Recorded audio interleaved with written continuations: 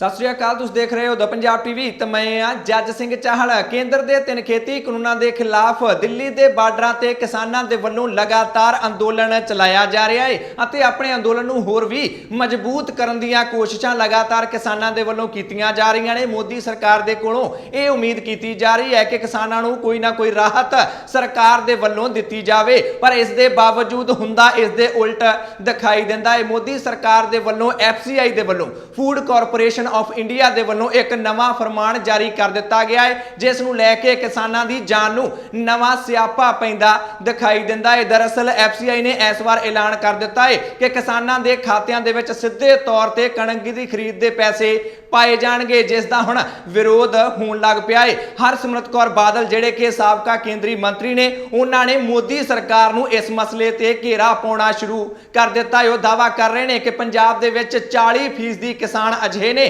जिहड़े कि ठेके ते जमीन लैके अपनी खेती करते हैं। उन्हां नूं इस दे नाल बहुत वड्डा नुकसान होएगा। मोदी सरकार ने किसानों नूं बहुत वड्डा झटका दे दिता है। हरसिमरत कौर बादल दा मोदी सरकार दे इस फरमान बारे कहना की है, सब तो पहला तुहानूं ओह सुना दिंदे आ। केंद्र दी सरकार ने जिहड़ी हुण कणक दी खरीद होगी ਉਹਦੇ ਵਿੱਚ साफ लिखता कि ਉਹਨਾਂ ਦੀ ही कणक खरीदी जाऊगी ਜਿਹੜੇ अपने लैंड रिकॉर्ड अपनी ਜ਼ਮੀਨ ਦੀ ਮਾਲਕੀਅਤ अपलोड करनगे ਤੇ ਸਿੱਧੇ ਉਸ ਮਾਲਿਕ ਦੇ ਖਾਤੇ ਵਿੱਚ ਖਰੀਦ ਦੇ ਪੈਸੇ ਜਾਣਗੇ।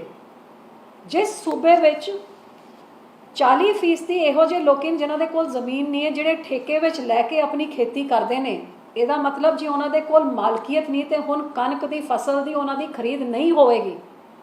ਉਹ ਤਾਂ ਹੀ ਹੋਊਗੀ ਜੇ ਖੇਤ ਦਾ ਮਾਲਕ ਅਪਲੋਡ ਕਰੂਗਾ ਕਿ ਆ ਮੇਰਾ ਠੇਕਾ ਇਹਦੇ ਨਾਂ ਹੈਗਾ। ਤੇ ਜਿਹੜਾ ਟੈਨੈਂਸੀ ਐਕਟ ਹੈਗਾ ਜਿਹਦੇ ਵਿੱਚ ਕਿਹਾ ਗਿਆ ਕਿ ਜਿਹੜਾ ਬੰਦਾ ਦਿਖਾਊਗਾ ਕਿ ਇਸ ਖੇਤ ਵਿੱਚ ਇਹਦੇ ਵਿੱਚ ਮੈਂ ਇੱਥੇ ਠੇਕਾ ਲੈਂਦਾ ਰਿਹਾ ਹੈ, ਤੇ ਫਿਰ ਕੁਝ ਸਮੇਂ ਦੇ ਬਾਅਦ ਉਹ ਮਾਲਕ ਵੀ ਆਪਣੇ ਆਪ ਨੂੰ ਦਿਖਾ ਸਕਦਾ ਹੈ, ਜਿਹਦੇ ਕਰਕੇ ਕੋਈ ਮਾਲਕ ਇਹ ਨਹੀਂ ਦਿਖਾਉਂਦਾ ਕਾਗਜ਼ਾਂ ਵਿੱਚ ਕਿ ਇਹ ਮੈਂ ਇਸ ਬੰਦੇ ਨੂੰ ਆਪਣੀ ਠੇਕੇ ਦਿੱਤੀ ਹੋਈ ਹੈ। ਸੋ ਇਹ ਕੇਂਦਰ ਦੀ ਸਰਕਾਰ ਤੇ ਕਾਂਗਰਸ ਸਰਕਾਰ ਦੀ ਇੱਕ ਇਨ ਵੱਡੀ ਸਾਜ਼ਿਸ਼ ਪੰਜਾਬ ਦੇ ਕਿਸਾਨਾਂ ਨੂੰ ਇੱਕ ਵਾਰ ਫੇਰ ਵੱਡਾ ਝਟਕਾ, ਵੱਡਾ ਧੋਖਾ, ਵੱਡਾ ਨੁਕਸਾਨ ਜਿਹੜਾ ਅਗਲੇ ਮਹੀਨੇ ਹੋਗਾ। हरसिमरत कौर बादल ने इत्थे सिर्फ घेरा मोदी सरकार नूं ही नहीं पाया है, इसे मुद्दे ते ही उन्होंने पंजाब दी कैप्टन सरकार नूं भी घेरे दे विच लै लिया है ते चिट्ठी दिखा के कैप्टन सरकार दी पोड़ खोलन दी कोशिश भी हरसिमरत कौर बादल दे वल्लों कीती गई है ते दावा कर दिता है कि जो कुछ केंद्र दे विच मोदी कर रहे हैं उही कुछ पंजाब दे विच कैप्टन अमरिंदर सिंह भी करदे दिखाई दिंदे ने। ਇਹ ਜਿਹੜੀ ਪੰਜਾਬ ਸਰਕਾਰ ਨੂੰ ਚਿੱਠੀ ਲਿਖੀ ਗਈ ਹੈ ਜਿਹਦੇ ਵਿੱਚ ਸਾਫ਼-ਸਾਫ਼ ਕਿਹਾ ਗਿਆ ਪੰਜਾਬ ਸਰਕਾਰ ਨੂੰ ਕਿ ਤੁਸੀਂ ਕਿਹਾ ਸੀ ਕਿ ਜਿਹੜੀ ਝੋਨੇ ਦੀ ਫਸਲ ਸੀ ਉਹ ਤੁਸੀਂ ਸਾਡੀ ਚੱਕ ਲਓ, ਕਿਉਂਕਿ ਕਿਸਾਨੀ ਕਾਨੂੰਨਾਂ ਦੇ ਖਿਲਾਫ ਕਿਸਾਨ ਧਰਨੇ 'ਚ ਬੈਠੇ ਹੋਏ ਨੇ, ਜਿਹਦੇ ਕਰਕੇ ਅਸੀਂ ਇਹਨਾਂ ਦੀ ਜ਼ਮੀਨੀ ਕਾਗਜ਼ੀ ਕਾਰਵਾਈ ਪੂਰੀ ਨਹੀਂ ਕਰ ਸਕੇ ਹਾਂ। ਇਸ ਕਰਕੇ ਇਸ ਵਾਰੀ ਤੁਸੀਂ ਇਸ ਫਸਲ ਨੂੰ ਇਸ ਤਰ੍ਹਾਂ ਚੱਕ ਲਓ, ਅਗਲੀ ਵਾਰੀ ਅਸੀਂ ਕਰ ਦਾਂਗੇ। ਤੇ ਧੋਖਾ ਕਿਹਨੇ ਦਿੱਤਾ? ਇਹ ਸਾਫ਼-ਸਾਫ਼ ਇੱਥੇ ਲਿਖਿਆ ਹੈ ਕਿ ਤੁਹਾਡੇ finance minister Manpreet Badal, food supply ਮੰਤਰੀ, ਇਹਨਾਂ ਨੇ ਐਗਰੀਕਲਚਰ ਸੈਕਟਰੀ ਨੂੰ ਮਿਲ ਕੇ ਵਿਸ਼ਵਾਸ ਦਿਲਾਇਆ ਸੀ ਕਿ ਤੁਸੀਂ ਝੋਨੇ ਦੀ ਚੱਕ ਲਓ, ਕਣਕ ਤਾਈ ਅਸੀਂ ਸਾਰੇ ਲੈਂਡ ਰਿਕਾਰਡ ਅਪਲੋਡ ਕਰ ਦਾਂਗੇ। ਇਹਦਾ ਮਤਲਬ ਇੱਕ ਸੂਬੇ ਦੀ ਸਰਕਾਰ ਨੇ ਲੋਕਾਂ ਦੀ ਪੈਰਵਾਈ ਕਰਨ ਤੋਂ ਬਜਾਏ ਕਿ ਜਿਹੜੇ ਠੇਕੇ 'ਚ ਲੈਂਦੇ ਉਹਨਾਂ ਦਾ ਕੀ ਬਣੂਗਾ, ਇਹਨਾਂ ਨੇ ਸਹਿਮਤੀ ਭਰ ਕੇ ਹਾਮੀ ਭਰੀ कि तुसी कणक ना खरीदना जे जमीन नहीं दिखा सकते। इस तो वड्डा धोखा की हो सकता हैगा। दूजे पासे जेकर गल कीती जावे किसान मोर्चे दी, किसानी अंदोलन ते बैठे लोकां दी, तां उन्हां दे वल्लों लगातार अपने अंदोलन नूं तिखा करन दीयां कोशिशां कीतीआं जा रहीआं ने। 26 जनवरी दे घटनाक्रम तो बाद एक वड्डा झटका अंदोलन नूं लगा सी, पर उस तो बाद हुण अंदोलन पैरां सिर खड़ा हुंदा दिखाई दिंदा है। 8 मार्च नूं महिला दिवस मनाया गया, KMP रोड भी जाम कीता गया, नौजवान दिवस भी दिल्ली दे बार्डरां ते मनाया गया। जदों सारे प्रोग्राम शांतमय तरीके नाल कामयाब हो गए ने, तां हुण अगले प्रोग्राम की तैयारी, अगले एक्शन की तैयारी भी संयुक्त किसान मोर्चे दे वल्लों कीती जाण लग पई है, जिस बारे जानकारी किसान आगू सुरजीत सिंह फूल दे वल्लों दित्ती गई है। कई ऑप्शन आ गए होंगे ने जिहदे विच पार्लीमेंट दे अगे घराव करन दा भी हैगा, KMP नूं लंबे समय लई बंद करन वाला भी हैगा। इस तो बिना होर भी कई ऑप्शनां सीगीआं। ਹਿਊਮਨ ਚੇਨ ਬਣਾਉਣ ਵਾਲਾ ਵੀ ਸੀਗਾ। ਤੇ ਜਿਹੜੀ ਵੀ ਸਾਰਿਆਂ ਨੂੰ ਢੁਕਵੀਂ ਹੋਈ, ਵੱਧ ਪ੍ਰਭਾਵਸ਼ਾਲੀ ਹੋਈ ਸਰਕਾਰ ਨੂੰ ਵਿਪਤਾ ਖੜੀ ਕਰਦੇ ਹੋਏ ਜਾਂ ਸਰਕਾਰ ਨੂੰ ਸਮੱਸਿਆ ਖੜੀ ਕਰਦੇ ਹੋਏ ਉਹ ਜਿਹੜੇ ਐਕਸ਼ਨ ਪ੍ਰੋਗਰਾਮ ਦਿੱਤਾ ਜਾਊਗਾ। ਕਿਉਂਕਿ ਮੋਰਚੇ ਦੀ ਸਮਝ ਹੈ ਵੀ ਜਿੰਨਾ ਚਿਰ ਸਰਕਾਰ ਨੂੰ ਕੋਈ ਸਮੱਸਿਆ ਨਹੀਂ ਖੜੀ ਕਰਦੇ, ਉਹਨਾਂ ਨੂੰ ਕੋਈ ਸਰਦਰਦੀ ਖੜੀ ਨਹੀਂ ਕਰਦੇ, ਉਹਨਾਂ ਲਈ ਕੋਈ ਚਿੰਤਾ, ਉਹਨਾਂ ਨੂੰ ਕੜਿੱਕੀ 'ਚ ਨਹੀਂ ਫਸਾਉਂਦੇ, ਉਹਨਾਂ ਚਿਰ ਲਈ ਸਰਕਾਰ ਨਹੀਂ ਕੋਈ ਗੌਰ ਕਰੂਗੀ। ਜੇ ਸਰਕਾਰ ਨੇ ਮੀਟਿੰਗ ਲਈ ਸੱਦਣਾ, ਮੀਟਿੰਗ ਦੇਣੀ ਹੈ ਜਾਂ ਕੋਈ ਮੰਗਾਂ ਮੰਨਣੀਆਂ ਨੇ, ਇਹ ਕਿੰਨਾ ਕੁ ਸਾਡਾ ਪ੍ਰੈਸ਼ਰ ਵੱਧ ਜਾਂਦਾ, ਕਿੰਨਾ ਕੁ ਸਾਡਾ ਦਬਾਅ ਵੱਧ ਜਾਂਦਾ, ਇਹਦੇ 'ਤੇ ਨਿਰਭਰ ਹੈ।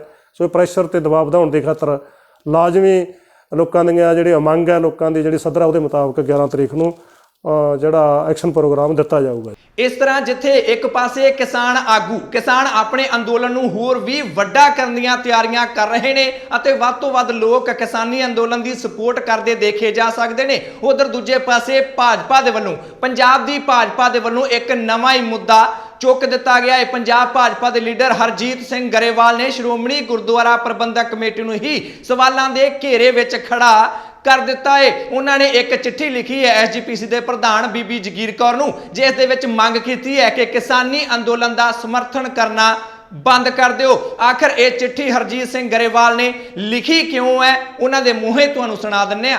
ਇਸ ਤਰ੍ਹਾਂ ਜਿਹੜਾ ਸੰਗਤ ਜਿਹੜਾ ਦਸਵੰਧ ਭੇਟ ਕਰਦੀ ਹੈ, ਸ਼ਰਧਾ ਦੇ ਸਤਿਕਾਰ ਭੇਟ ਕਰਦੀ ਹੈ ਗੁਰਦੁਆਰਾ ਸਾਹਿਬਾਨ ਦੇ ਅੰਦਰ, ਉਹ ਗੁਰਦੁਆਰਿਆਂ ਦੀ ਸਾਂਭ ਸੰਭਾਲ, ਸਿੱਖ ਧਰਮ ਦੇ ਪ੍ਰਚਾਰ ਤੇ ਪ੍ਰਸਾਰ, ਉਹਦੇ ਲਈ ਔਰ ਲੋਕਾਂ ਦਾ ਜੁੜਾਅ ਹੋਵੇ ਔਰ ਸਿੱਖਾਂ ਦੀ ਦਿੱਖ ਦੁਨੀਆ 'ਚ ਠੀਕ ਬਣੇ, ਉਸ ਦੇ ਲਈ ਖਰਚ ਹੋਵੇ, ਉਸ ਦੇ ਲਈ ਇਹ ਉੱਥੇ ਸ਼ਰਧਾ ਤੇ ਸਤਿਕਾਰ ਭੇਟ ਕਰਦੇ ਆ। ਬੀਬੀ ਜਗੀਰ ਕੌਰ ਜੀ ਨੂੰ ਮੇਰੀ ਪ੍ਰਾਰਥਨਾ ਹੈਗੀ ਆ, ਉਹ ਇਸ ਵੇਲੇ ਸ਼੍ਰੋਮਣੀ ਗੁਰਦੁਆਰਾ ਪ੍ਰਬੰਧਕ ਕਮੇਟੀ ਦੇ ਪ੍ਰਧਾਨ ਨੇ ਔਰ ਉਹਨਾਂ ਨੇ ਘੋਸ਼ਣਾ ਕੀਤੀ 4 ਮਾਰਚ ਨੂੰ ਕਿ ਅਸੀਂ 1-1 ਲੱਖ ਰੁਪਇਆ ਜੋ ਉੱਥੇ ਡੈਥ ਹੋ ਜਾਂਦੀਆਂ ਨੇ ਉਹਨਾਂ ਨੂੰ ਦੇਵਾਂਗੇ ਔਰ ਟੈਂਪਰੇਰੀ ਸ਼ੈੱਡ ਤੇ ਪੱਖੇ ਤੇ ਹੋਰ ਇਸ ਤਰ੍ਹਾਂ ਦੀਆਂ ਚੀਜ਼ਾਂ ਉਹਨਾਂ ਨੇ ਕਿਹਾ ਕਿ ਅਸੀਂ ਨਿਰਮਾਣ ਕਰਾਂਗੇ।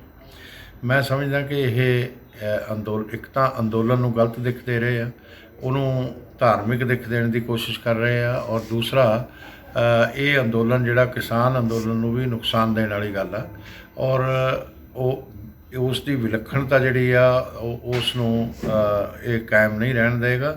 ਇਸ ਤਰ੍ਹਾਂ ਭਾਜਪਾ ਦੇ ਵੱਲੋਂ ਲਗਾਤਾਰ ਉਹਨਾਂ ਲੋਕਾਂ ਨੂੰ ਨਿਸ਼ਾਨੇ ਤੇ ਲਿਆ ਜਾ ਰਿਹਾ ਹੈ ਜਿਹੜੇ ਵੀ ਇਸ ਵੇਲੇ ਕਿਸਾਨੀ ਅੰਦੋਲਨ ਨੂੰ ਸਪੋਰਟ ਕਰਦੇ ਦਿਖਾਈ ਦਿੰਦੇ ਨੇ। ਈਡੀ ਦੇ ਛਾਪੇ ਉਹਨਾਂ ਲੋਕਾਂ ਤੇ ਵੱਜ ਰਹੇ ਨੇ, ਇਨਕਮ ਟੈਕਸ ਦੇ ਛਾਪੇ ਵੱਜ ਰਹੇ ਨੇ। ਤਾਜ਼ਾ ਘਟਨਾ ਸੁਖਪਾਲ ਸਿੰਘ ਖਹਿਰਾ ਨੂੰ ਲੈ ਕੇ ਦੇਖੀ ਜਾ ਸਕਦੀ ਹੈ। 11-12 ਘੰਟਿਆਂ ਤੱਕ ਸੁਖਪਾਲ ਸਿੰਘ ਖਹਿਰਾ ਦੇ ਟਿਕਾਣਿਆਂ ਤੇ ਛਾਪੇਮਾਰੀ ਈਡੀ ਦੇ ਵੱਲੋਂ ਕੀਤੀ ਗਈ ਹੈ। ਬਾਲੀਵੁੱਡ ਅਦਾਕਾਰ ਤਾਪਸੀ ਪੰਨੂ ਅਤੇ ਅਨੁਰਾਗ ਕਸ਼ਯਪ ਤੇ ਵੀ ਇਨਕਮ ਟੈਕਸ ਦੇ ਛਾਪੇ ਮਾਰੇ ਗਏ ਸਨ। ਇਸ ਤੋਂ ਪਹਿਲਾਂ ਪੰਜਾਬ ਦੇ ਆੜਤੀਆਂ ਤੇ ਵੀ ਅੱਧੀਆਂ ਰਾਤਾਂ ਨੂੰ ਕੰਧਾਂ ਟੱਪ ਕੇ ਆਮਦਨ ਕਰ ਵਿਭਾਗ ਦੇ ਵੱਲੋਂ ਛਾਪੇ ਮਾਰੇ ਗਏ ਸਨ। ਇੱਕ ਪਾਸੇ ਕਿਸਾਨ ਨੇ ਪੂਰਾ ਜ਼ੋਰ ਲਾ ਰਹੇ ਨੇ ਕਿ ਅੰਦੋਲਨ ਨੂੰ ਵੱਡਾ ਕਰੀਏ, ਮੋਦੀ ਸਰਕਾਰ ਨੂੰ ਝੁਕਾਈਏ ਅਤੇ ਦੂਜੇ ਪਾਸੇ ਭਾਜਪਾ ਹੈ ਜਿਹੜੀ ਕਿ ਕਿਸਾਨੀ ਅੰਦੋਲਨ ਦੇ ਸਪੋਰਟਰਾਂ ਨੂੰ ਲਗਾਤਾਰ ਨਿਸ਼ਾਨੇ ਤੇ ਲੈਂਦੀ ਦੇਖੀ ਜਾ ਸਕਦੀ ਹੈ। ਅਤੇ ਐਫਸੀਆਈ ਦੇ ਵੱਲੋਂ ਜਿਹੜਾ ਹੁਣ ਨਵਾਂ ਫਰਮਾਨ ਜਾਰੀ ਕੀਤਾ ਗਿਆ ਹੈ ਕਿ ਕਿਸਾਨਾਂ ਦੇ ਖਾਤਿਆਂ ਦੇ ਵਿੱਚ ਸਿੱਧੇ ਤੌਰ ਤੇ ਪੈਸੇ ਪਾਏ ਜਾਣਗੇ, ਉਸ ਦਾ ਵੀ ਜ਼ਬਰਦਸਤ ਤਰੀਕੇ ਨਾਲ ਵਿਰੋਧ ਹੁੰਦਾ ਦੇਖਿਆ ਜਾ ਸਕਦਾ ਹੈ।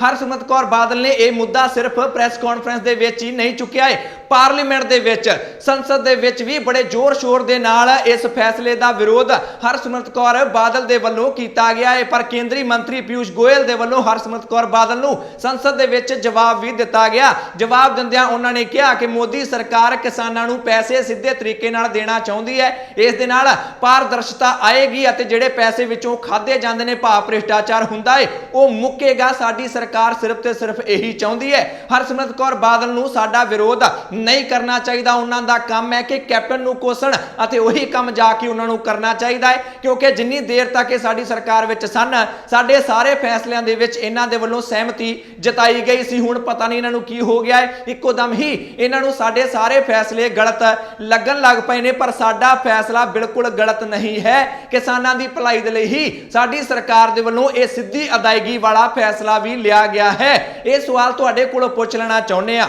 ਕਿ ਮੋਦੀ ਸਰਕਾਰ ਦਾ ਇਹ ਫੈਸਲਾ ਕਿ ਜਿਹੜੀ ਕਣਕ ਦੀ ਖਰੀਦ ਹੋਣੀ ਹੈ ਉਸ ਦੇ ਪੈਸੇ ਸਿੱਧੇ ਤੌਰ ਤੇ ਕਿਸਾਨਾਂ ਦੇ ਖਾਤਿਆਂ ਦੇ ਵਿੱਚ ਮੋਦੀ ਸਰਕਾਰ ਦੇ ਵੱਲੋਂ ਹੀ ਪਾ ਦਿੱਤੇ ਜਾਣਗੇ, ਕੀ ਤੁਸੀਂ ਇਸ ਫੈਸਲੇ ਨੂੰ ਸਹੀ ਮੰਨਦੇ ਹੋ? ਕਿ ਜਾਂ ਫਿਰ ਇਹ ਇੱਕ ਵੱਡਾ ਝਟਕਾ ਹੈ, ਕਿਸਾਨਾਂ ਦੀ ਜਾਨ ਲਈ ਇੱਕ ਸਿਆਪਾ ਹੈ? ਜੋ ਵੀ ਤੁਹਾਡੀ ਰਾਏ ਹੈ ਕਮੈਂਟ ਕਰਕੇ ਆਪਣੀ ਰਾਏ ਖੁੱਲ ਕੇ ਬੇਬਾਕ ਹੋ ਕੇ ਇਸ ਖਬਰ ਤੇ ਕਮੈਂਟ ਕਰਕੇ ਜ਼ਰੂਰ ਦਿਓ। ਜੇਕਰ ਇਸੇ ਤਰ੍ਹਾਂ ਹੀ ਹਰ ਖਬਰ ਨੂੰ ਨਿਰਪੱਖਤਾ ਨਾਲ ਦੇਖਦੇ ਰਹਿਣਾ ਚਾਹੁੰਦੇ ਹੋ ਤਾਂ YouTube ਤੇ ਦ ਪੰਜਾਬ ਟੀਵੀ ਦੇ ਚੈਨਲ ਨੂੰ ਸਬਸਕ੍ਰਾਈਬ ਕਰ ਲਓ, ਬੈਲ ਵਾਲਾ ਬਟਨ ਜ਼ਰੂਰ ਦਬਾ ਲੈਣਾ। ਜੇਕਰ Facebook ਤੇ ਦੇਖ ਰਹੇ ਹੋ ਇਸ ਖਬਰ ਨੂੰ ਤਾਂ Facebook ਤੇ ਪੇਜ ਲਾਈਕ ਕਰ ਲਓ। ਮੈਂ ਜੱਜ ਸਿੰਘ ਚਾਹਲ ਅਗਲੀ ਵਾਰ ਫੇਰ ਹਾਜ਼ਰ ਹੋਵਾਂਗਾ। ਤੁਸੀਂ ਦੇਖਦੇ ਰਹੋ ਦ ਪੰਜਾਬ ਟੀਵੀ, ਹਰ ਖਬਰ ਦਾ ਸੱਚ